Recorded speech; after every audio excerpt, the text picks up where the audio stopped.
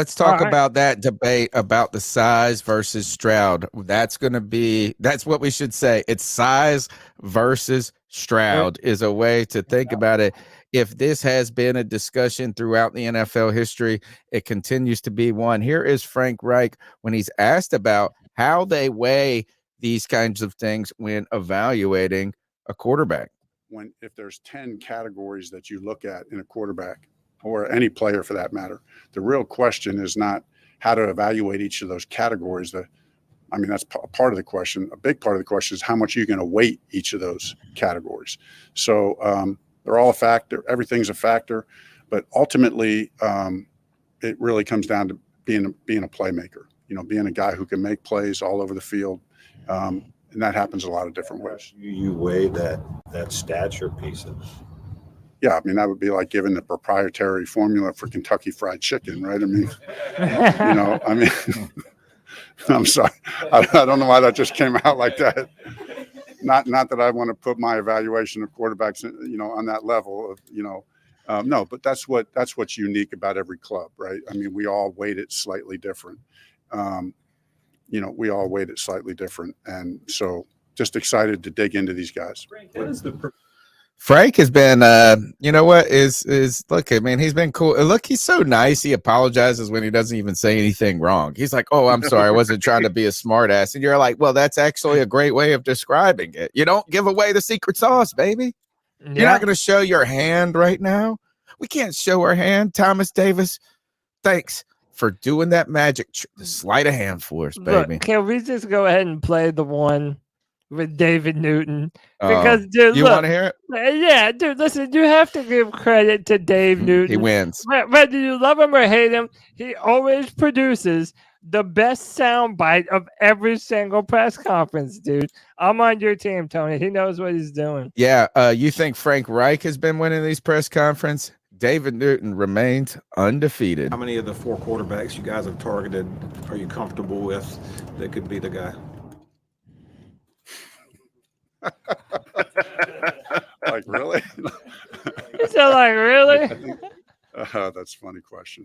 I think they're all have really good traits. I think they all have really good traits. Out of the 4 guys you've targeted, how many are you really targeting?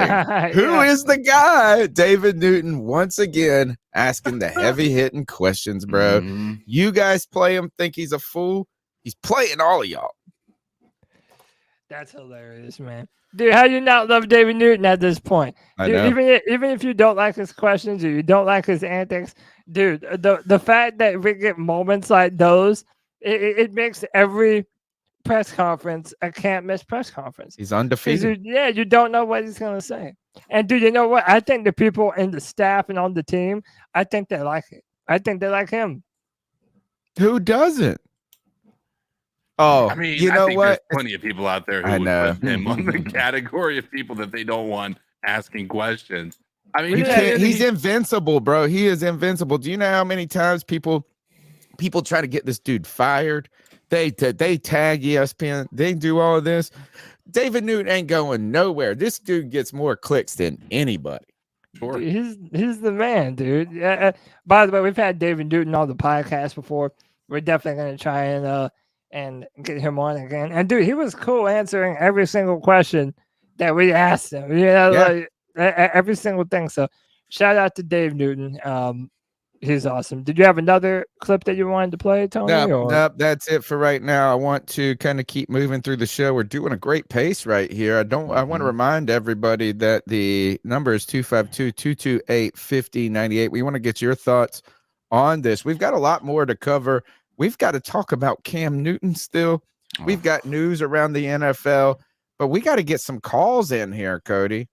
I feel like let's take a couple of calls before we give them what they really want, which is a little shame in their game. Oh, let's do it, baby. So what are your thoughts on catcalling? Yeah, it's pretty you shouldn't do that to somebody. And how did that make you feel? Very uncomfortable. So how do you think catcalling makes the person feel? It feels good, like... Who's that cat sitting in the back corner with his face buried in his nose? Who's that kid that can use one? Yo, C3, it's JJ. I'm calling this week more so because the media just can't be serious. They don't like us, do they? Like every podcast or every other show about sports that I try to listen to or watch, when they talked about the Panthers trading up to number 1, they barely talked about the Panthers. They always talk about the Bears. And I can't be the only one who's getting sick and tired of everyone every day just nonstop talking about Aaron Rodgers. Like, Thank you. who really gives a fuck at this point? And also, I wanted to say shout out to Greg, who said ice up to Kendrick Perkins last week about that whole topic in the NBA, because that was also making me annoyed and sick and tired of that shit. So, yeah, I hope everything is going well for y'all. Have a great Tuesday, C3. Keep pounding. Keep pounding. Appreciate you, JJ. Greg's my favorite caller right there. Yeah, it sounds like him and I will get along just great, to be honest with you, because I think we opened the show with me saying exactly that right there. So, yeah. And you know, there really is this sentiment. And let's be real, there's been this sentiment for a long time, way before this season, that the media, they kind of poo-poo the Carolina Panthers. Like, you know, we're not the big talking point that other markets are tuning in to listen about.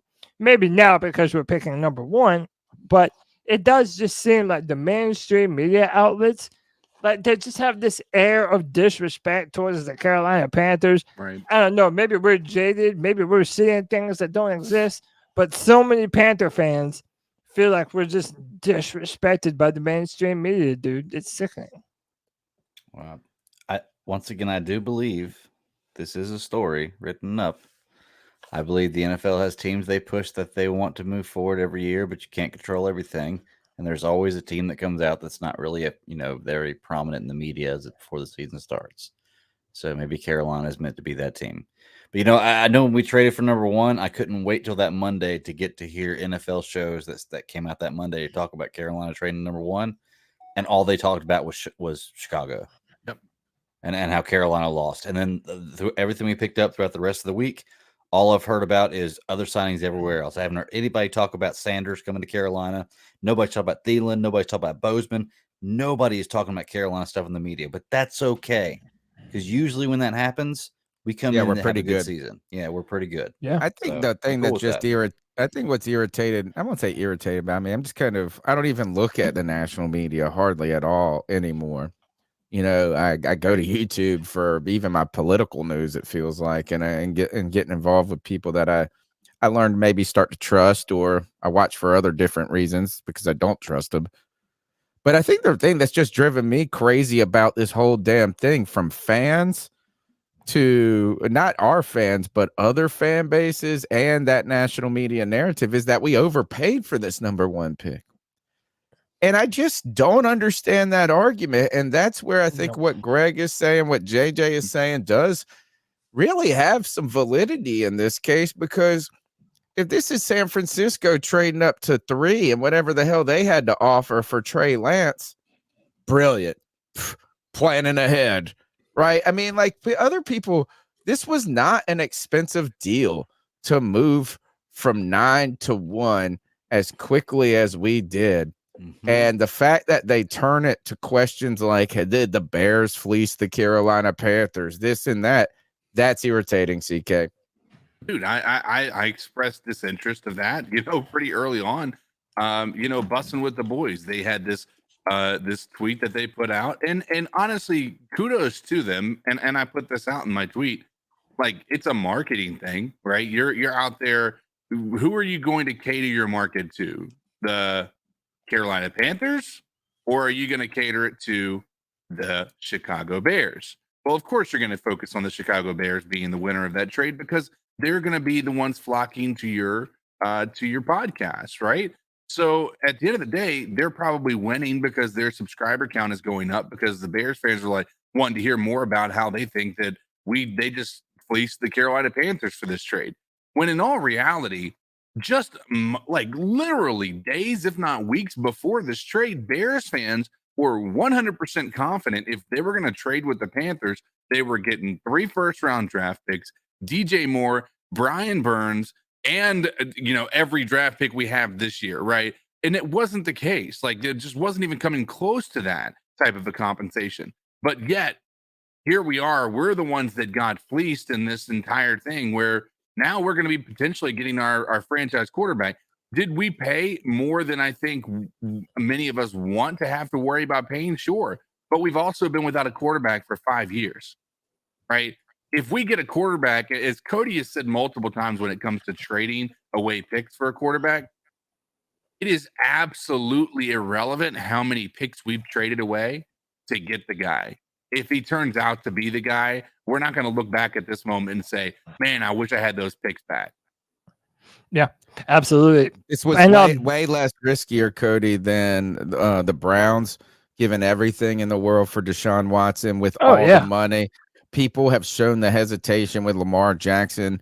The money now, it's not the draft picks for a lot of that. It's the money and what that does to your ability to build around. They didn't overpay for this. And it turns out we've gotten a little bit more information. Some of this was secretly, while this, like some people will say, hey, do we really know if this was completely true, the details of this? I haven't verified this tweet, but watching Scott Fitterer's press conference yesterday, he said, look, there were some things that they wanted first that we weren't willing to give. So tell us about what this is about. Bears GM Ryan Poles told the Panthers Scott Fitterer, general manager Scott Fitterer, what? Yeah, so apparently the rumor is GM Ryan Poles said to Scott Fitterer, if you want to close the deal right now, give me one of these 3 players. He then requested J.C. Horn, Brian Burns, or DJ Moore.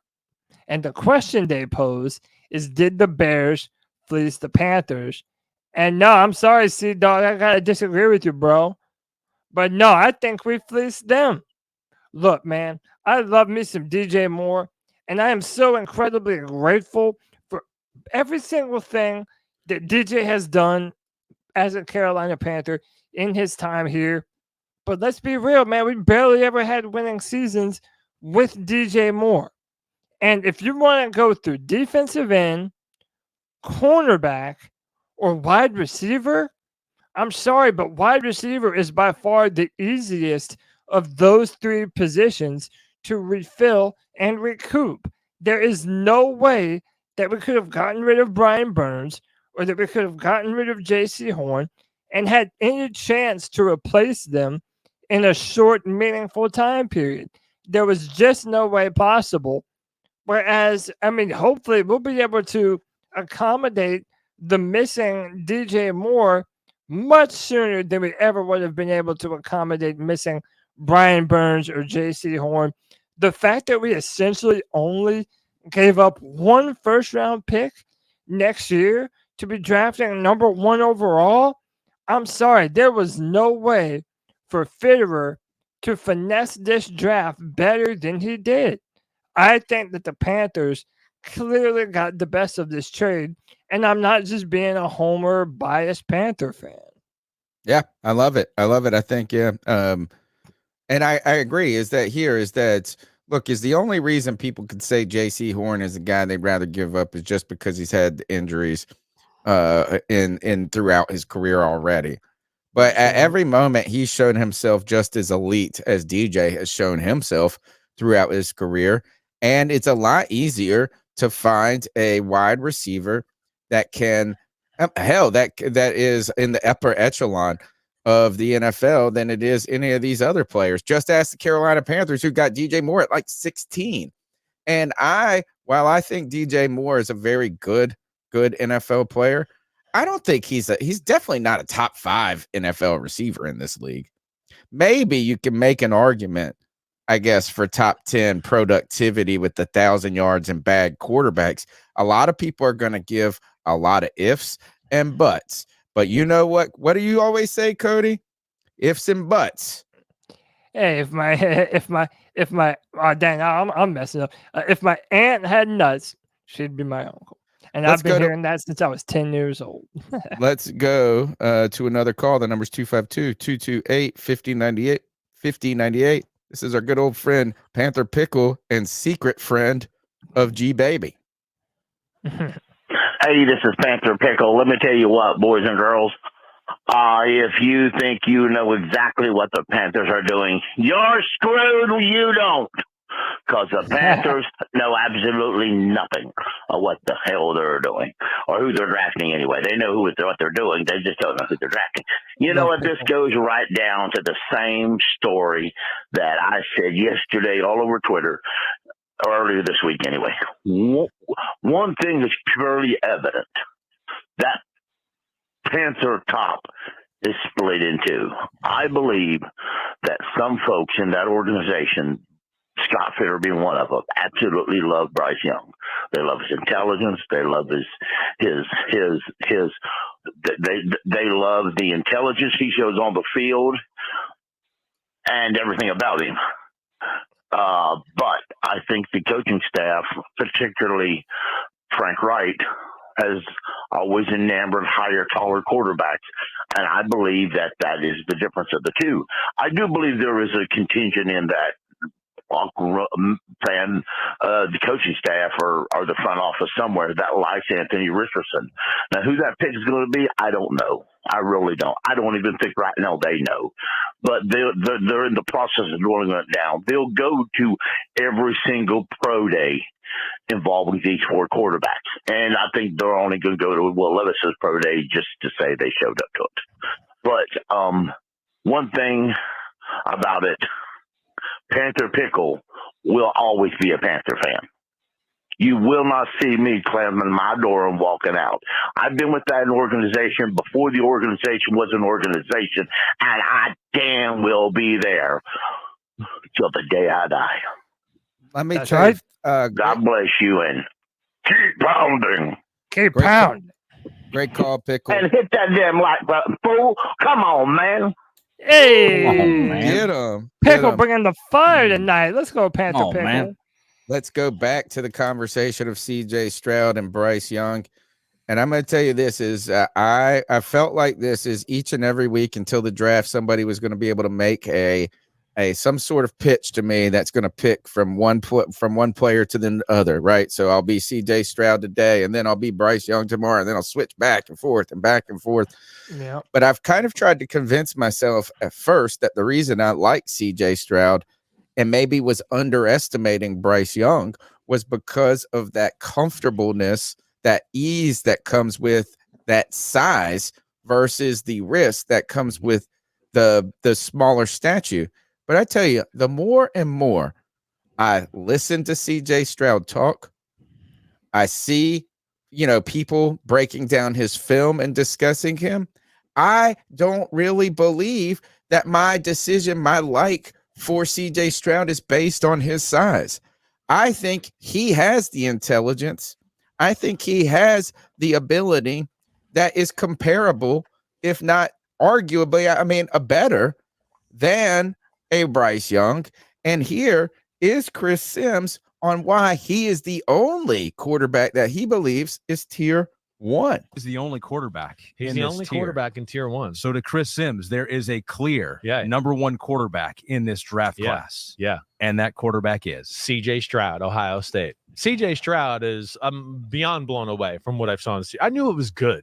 Blown away when I turn on the film and you start to dive into it. Blown away to where the film to me and everything I've seen, I go, this is as close to Joe Burrow as I've seen coming out in the draft here. I mean, when you just talk about great decision making, right? Quickness. I mean, that was Joe Burrow. Oh, boom, read the coverage. Boom, oh, ball goes here. Oh, hey, first guy's not open. Boom, as I'm looking to the second guy, I'm getting ready to throw, and it comes out, and bam, it's flawless. I throw the ball.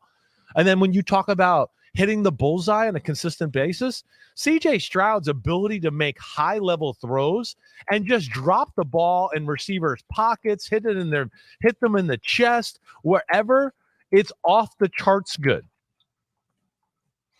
That is Chris Sims on and man, and you can go on the 33rd something podcast, and they're on YouTube, and it's all old GMs and professional old coaches. Jordan Palmer's up there talking about, he had 3 things that he said this is what a quarterback needs to advance into the NFL. He believed in a mobility to extend plays. He said, look, CJ Stroud, you might make that criticism, but he's proved it to us that he's mobile enough, not to run 50 yards down the field necessary, but to finish a game with 50 yards rushing by having 6 or 7 8-yard runs, picking up 4th downs, picking up 3rd downs. He talked about the ability to really what was it? Oh, it was the release, the quick release. And it wasn't what he said. He said some people make this mistake about the ability to just move your arm fast, essentially, and get out the ball. He was talking about the quick processing release that comes about with is going through your progressions quickly. And then he talked a lot. The third thing he talked about was just that kind of elite accuracy. And he said exactly what you've been saying, Cody. It's not just CJ Stroud having a big arm. He said it's about putting the ball in places to win. And we're not just talking tight windows. He said, yeah, people are going to talk about how wide open these receivers were. Sure, they're going to talk about that. But the thing is he's putting it where these guys are not holding up. I mean, he is hitting them in stride, and he's making them even look more open than they really were. Other quarterbacks that don't have that feel, that touch, that accuracy, they're going to have to slow down. They're going to have to come back. They're going to have to try to speed up. He's making his receivers look great. He really does, man. I mean, he throws the type of ball where it's like you couldn't go up to the receiver and hand the ball to them any better.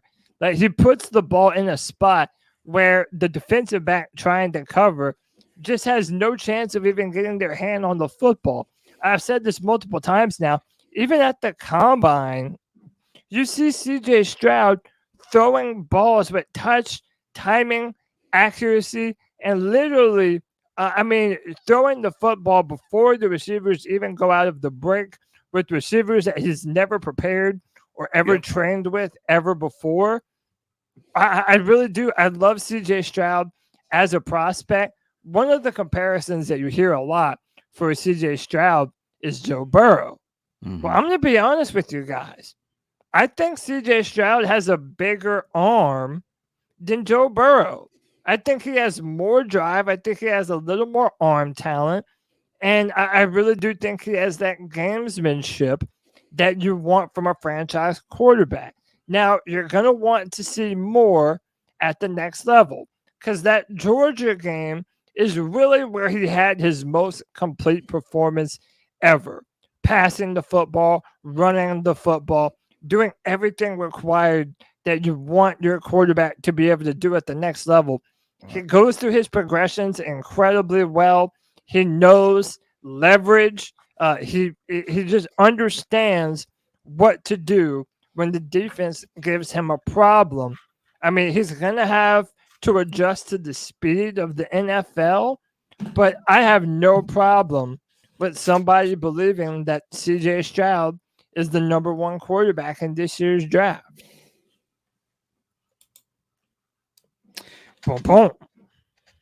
Yeah, no, I agree. The only issue I have with this, and I haven't looked at Sims' other list before this, I agree with what he's saying, and I'm on that same side with CJ Stroud. That's the guy that I'm wanting for number 1.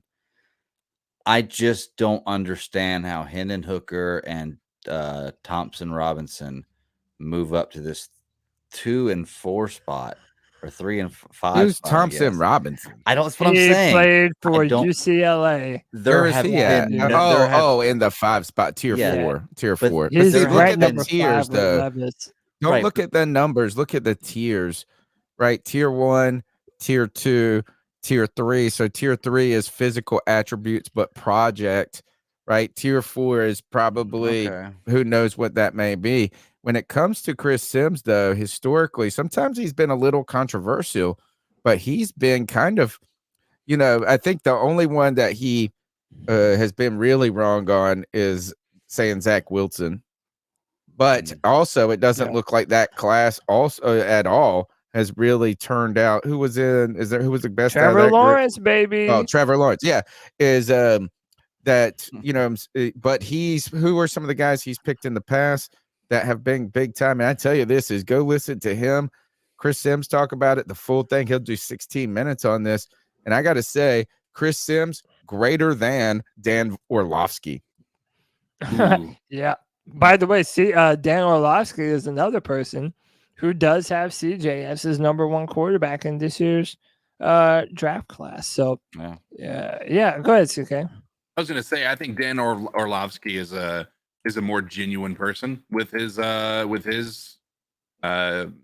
takes. I don't think he has the I'm going to pick somebody just to, or I'm going to have a take that's just going to be getting me clicks. I feel like we've had that with Chris Sims in the past.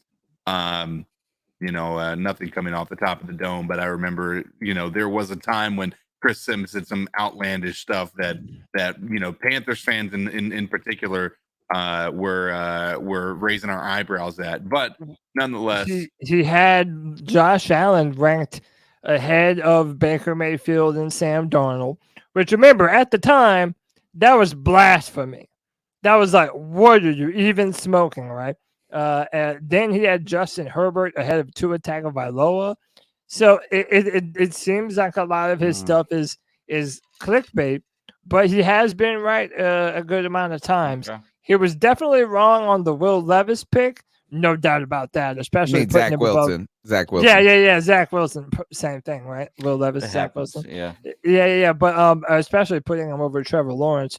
But listen, I do respect Sims' opinion. I like the way he looks at film. I don't have to agree with him all the time. And by the way, I'll say this too. Bryce Young has a ton of tremendous upside as well. Mm-hmm. To me, he's one of the best pre and post snap processors that I've seen coming out of college in a long time. And I do think the offense that he comes from and how much control he had over that Alabama offense is an ace in the hole for Bryce Young, considering that's going to be more NFL speed than what CJ Stroud was doing. So you can make a legitimate argument for either one of these guys being the number one pick to the Carolina Panthers April 27th of this year. But before we ever get to that, listen, man, there's a lot of people in the chat room right now, and we know you like to hear us talk about the Carolina Panthers. But there's one thing that we know you like even more. Talk to these bricks, Big Papa.